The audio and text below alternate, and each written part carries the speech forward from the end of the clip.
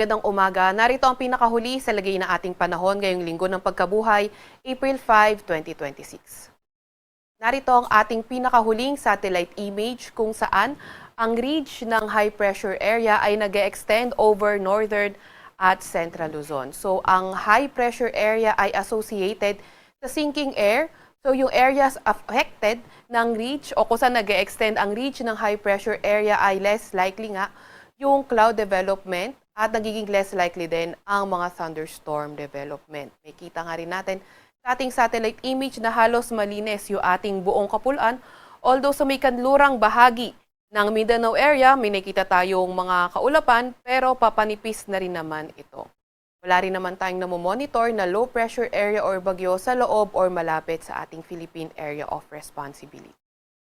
Para naman sa lagay ng panahon ngayong araw, sa lugar nga ng Ilocos Region, Cordillera Administrative Region, Cagayan Valley, Central Luzon, Calabarzon, pati na rin sa may Metro Manila, partly cloudy to cloudy skies ang ating inaasahan. Sa nalalabing bahagi naman ng Luzon, partly cloudy to cloudy skies pero may mga tsansa ng mga thunderstorms. Agwat ang temperatura ngayong araw sa Metro Manila at Lawag ay 23 to 33 degrees Celsius.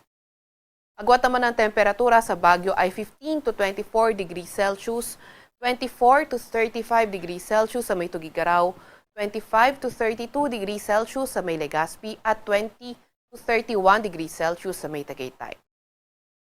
Agwat ng temperatura ngayong araw sa may Puerto Princesa ay 25 to 33 degrees Celsius at 26 to 33 degrees Celsius naman sa may Kalayaan Islands.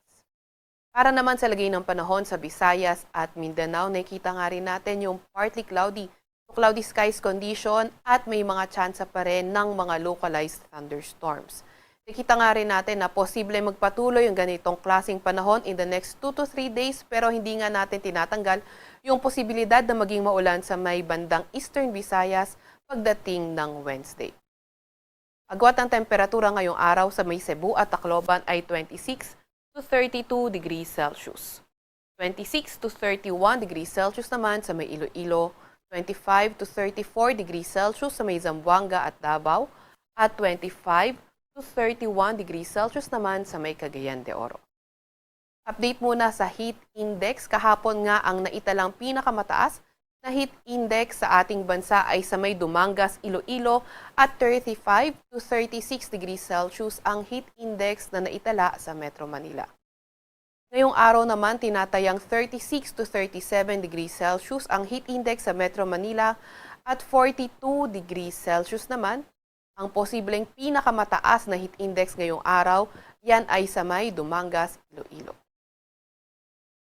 Update naman sa lagay na ating karagatan, wala pa rin tayong nakataas na gale warning sa kahit anong dagat baybayin ng ating bansa.